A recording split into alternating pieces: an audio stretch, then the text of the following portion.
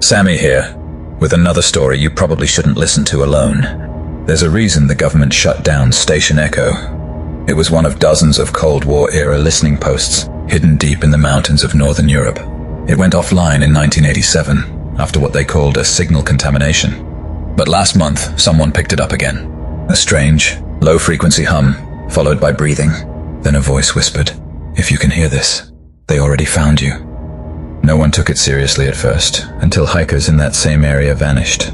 Their camp was found untouched, backpacks zipped, but there were burnt footprints leading away from the fire, blackened impressions in the snow. Local police dismissed it as a hoax, until one officer who investigated called the station frequency on his patrol radio and never came back.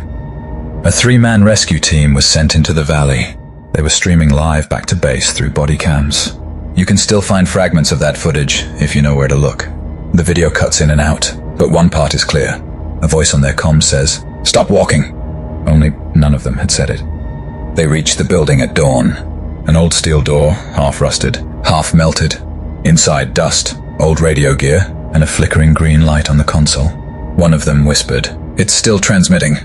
And right then, the feed glitched. The last thing seen is a figure in the far corner, motionless, but facing the camera.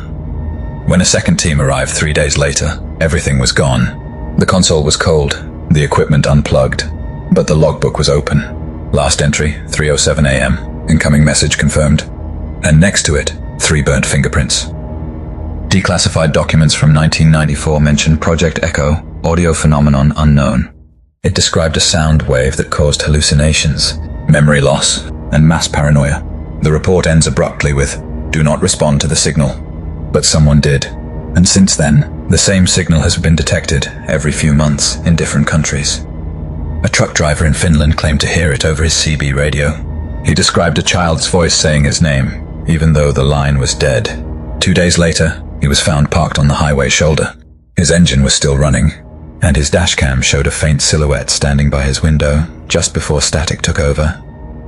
Radio enthusiasts call it the wandering signal. It doesn't stay in one place. Every week, new coordinates, always the same time, 3:07 a.m. They say it copies your voice. That's how it spreads, through the sound of the people who hear it. If you listen long enough, it starts speaking back, in your own tone. Last night, another clip leaked. A radio operator from an Arctic base caught the signal again. At first, just static, then whispering. And finally, a sentence.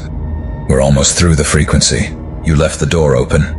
Right before the transmission ends, the operator gasps, and something whispers his name from behind him. Technology connects us, but not every connection is meant to exist.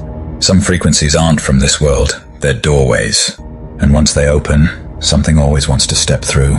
So if you ever hear a faint voice through the static, don't answer, because the signal might not be calling for help. It might be calling for you.